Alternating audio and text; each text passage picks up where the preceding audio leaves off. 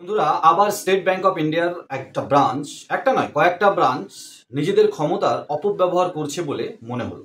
আর সেই জন্য আজকের এই ভিডিওটা।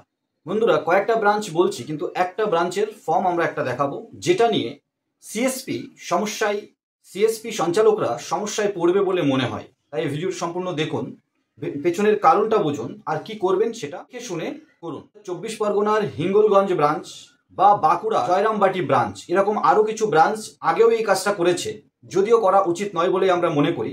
এইপিএস অনার্স আর অফার্স ট্রানজাকশন দু রকমের ট্রানজাকশন হয়। যে কোনো ব্যাংকের হয়তো অধিকার আছে অনার্স ট্রানজাকশন শুধু অন করে রাখার, কিন্তু সেটা পক্ষান্তরে এনপিসিআই রুলসকে ভায়োলেট করা। যেটা করলে এইপিএস সিএসপিরা সাজা পাচ্ছে, তাহলে ব্যাংক সাজা পাবে না কেন?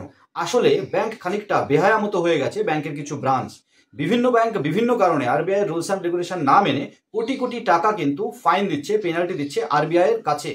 স্টেট ব্যাংকও পিছিয়ে নেই। স্টেট ব্যাংকও প্রায় 2 কোটি টাকা রিসেন্টলি ফাইন দিয়েছে। এবং কি কারণে স্টেট ব্যাংক অফ ইন্ডিয়া এই ফর্মটা ফিল করাচ্ছে কিছু কিছু ব্রাঞ্চে, আমি স্টেট ব্যাংক অফ ইন্ডিয়ার টোটাল বলবো না, কিন্তু যে ব্রাঞ্চ এই কাজটা করাচ্ছে, আমরা ডেসক্রিপশানে এদের ইমেল আইডি দিয়ে দেবো। আপনারা আরবিআই এনপিসিআইকে কমপ্লেন করুন, সাথে সাথে সিসিতে এই ব্যাংককেও রাখবেন যে এই ব্যাংকটা এই কাজটা করছে। টোটাল ডিটেলসের সাথে আজকে আলোচনা। আইএনডি টেক জোন ইউটিউব চ্যানেলে প্রথমবার আসলে অবশ্যই সাবস্ক্রাইব করে পাশে থাকবেন, আর এই ধরনের ভ্যালুয়েবল ভিডিও সবার প্রথমে দেখার সাবস্ক্রাইবের পাশে যে বেল আইকনটা আছে সেটাকে টিপে দেবেন। এনপিসিআই রুলস অ্যান্ড রেগুলেশন অনুযায়ী অনার্স অফার্স ট্রানজাকশন মানে যে ব্যাংকের কাস্টমার শুধু সেই ব্যাংকের থেকে তুলতে, অফার্স ট্রানজাকশন মানে যে ব্যাংকের কাস্টমার কিন্তু সমস্ত চ্যানেল থেকে উইথড্রল করতে পারবে। এটা একটা ফ্রেন্ডলি কম্পিটিশনের জায়গা।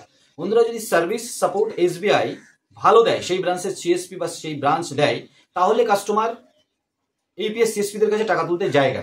তো এখানে আরেকটা কথা, দূরে ব্রাঞ্চ হওয়ার জন্য বা দূরে কাস্টমারের ঘর হওয়ার জন্য এইপিএস সিএসপি যেহেতু প্রত্যেকটা কোনায় এখন পাওয়া যায়, সেখান থেকে পয়সা উইথড্রল করে নেয়। তো আমি মনে করি এইপিএস সিএসপিদের কাছে কাস্টমার পয়সা তুলুক, মানে অফার্স ট্রানজাকশন অন করে রেখে দেয়, এটা উচিত। এবং আরবিআই এনপিসিআই কিন্তু সেটাই বলে। আমার এখানে একটা কথা হবে, এসবিআই যে ব্রাঞ্চগুলো এই কাজগুলো করছে, অ্যাকচুয়ালি এইপিএস সিএসপি কমিশন পাচ্ছে তার জন্য নয়। আসলে এসবিআই সিএসপির ব্যবহার ভালো হোক মন্দ হোক, বিভিন্ন কারণে এইপিএস সিএসপিদের কাছে কাস্টমার চলে যাওয়াতে এসবিআই সিএসপিদের কাছে কাস্টমারের ফুটফল কম হচ্ছে।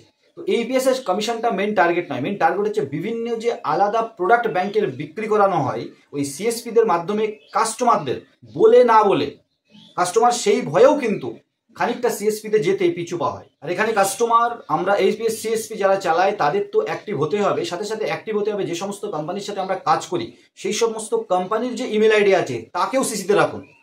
এনপিসিআই আরবিআই জানুক যে এই কথাটাই কোম্পানিগুলোও জানলো। এবং আমি বলবো সমস্ত কোম্পানিকে, যাদের সাথে আমরা কাজ করি বা যাদের সাথে আপনারা কাজ করেন, সেই সমস্ত কোম্পানিও যেন আরবিআই এনপিসিআইকে কমপ্লেন করে। আমাদের মান্যতা দেওয়া হলো, আমরা সুযোগ সুবিধা দিচ্ছি, আমরা ব্যাংকের প্রোডাক্ট বিক্রি করছি, এপিএস কোম্পানিগুলো তো ব্যাংকের প্রোডাক্টও বিক্রি করছে বিভিন্ন। তাহলে সেই জায়গায় এই অনার্স ট্রানজাকশন অন করে, ফর্মে আপনারা দেখতে পাচ্ছেন শুধু অনার্স ট্রানজাকশন অন করিয়ে কাস্টমারকে একটা মনোপলির শিকার করানো হচ্ছে। এর থেকে কিন্তু বেরোনোর জন্য কমপ্লেন করা, আর যদি না হয়, বিভিন্ন বড় বড় জিনিস বয়কট হয়েছে, এই এসবিআই কাস্টমারদের এসবিআই অ্যাকাউন্ট বয়কট করার ডাক কিন্তু দেয়া যেতে পারে। প্রধানমন্ত্রী থেকে শুরু করে, টুইটার থেকে শুরু করে বিভিন্ন জিনিস অনৈতিক কার্যকলাপের জন্য বয়কট হতে পারে। ব্যাংক অফ বরোদা বলুন, স্টেট ব্যাংক অফ ইন্ডিয়া বলুন, ব্যাংক অফ ইন্ডিয়া বলুন, যে সমস্ত ব্যাংক অফার্স ট্রানজাকশনকে বন্ধ করার মনোপলিতে নেমেছে, তাদেরকে বয়কট করুন। না বলে না কয়ে কাস্টমারকে কনভার্ট করুন সমস্ত ফ্লেক্সিবল ব্যাংকের অ্যাকাউন্টে দিয়ে। আর এর জন্য বিভিন্ন কোম্পানি, বিভিন্ন ব্যাংকেও কিন্তু এগিয়ে আসতে হবে। এইপিএস সিএসপির মাধ্যমে যে কাস্টমাররা বিতৃষ্ণ হয়ে গেছে এসবিআই এর উপরে, যে সিএসপিরা বিতৃষ্ণ হয়ে গেছে এসবিআই সিএসপিদের জন্য, তাদের হাতে এমন প্রোডাক্ট আসুক, তাদের হাতে এমন প্রোডাক্ট দেওয়া হোক যাতে এসবিআই সিএসপি পক্ষান্তরে না বলে কই বয়কটের শিকার হয়ে যায়। সবার অধিকার একটা ফ্রেন্ডলি কম্পিটিশন করে ব্যবসা করার। এসবিআই ব্যবসা করছে, কোনো দেশ সেবা করছে না, বড় বড় মোটা মোটা টাকা স্যালারি নেয়। সেখানে সার্ভিস সাপোর্ট যদি ভালো না দেয়, তাহলে এইপিএস সিএসপির কাছে কাস্টমার আসবে, এটা বেঁধে রেখে কাস্টমার ঠেকানোর অধিকার তোমার নেই। বন্ধুরা, ছোট্ট ভিডিওটার মাধ্যমে এটাই বলা, এনপিসিআই রুলস অ্যান্ড রেগুলেশন মেনে চলুন। আর এনপিসিআই রুলস অ্যান্ড রেগুলেশন মেনে, আরবিআই গাইডলাইন মেনে আরবিআই এনপিসিআইকে কমপ্লেন করুন এইসব ব্রাঞ্চের এগেনস্টে, যাতে অ্যাকশন নেয় তারা।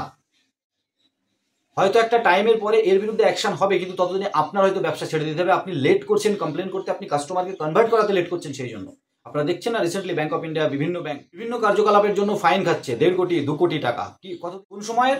1-2 বছর আগের সময়ের। মানে এখন যে ভুলগুলো করছে তার রেজাল্ট, তার ফাইন হয়তো ইন ফিউচারে দেবে, এগুলো হয়তো বন্ধ হবে, কিন্তু ততদিন আপনার ব্যবসায় টিকে থাকতে পারবেন কিনা সেটা হচ্ছে সন্দেহ। ছোট্ট ভিডিওটার মাধ্যমে এটাই চেষ্টা করলাম আপনাদেরকে জানানোর যে এই হিঙ্গলগড় ব্রাঞ্চ কিন্তু আবার এই নিজেদের নামে ফর্ম ছাপিয়ে এই অনার্স ট্রানজাকশন অন করার স্টেপ নিয়েছে। এটার বিরুদ্ধে গর্জন হোক, এটার বিরুদ্ধে কমপ্লেন হোক আরবিআই এনপিসিআই এর কাছে।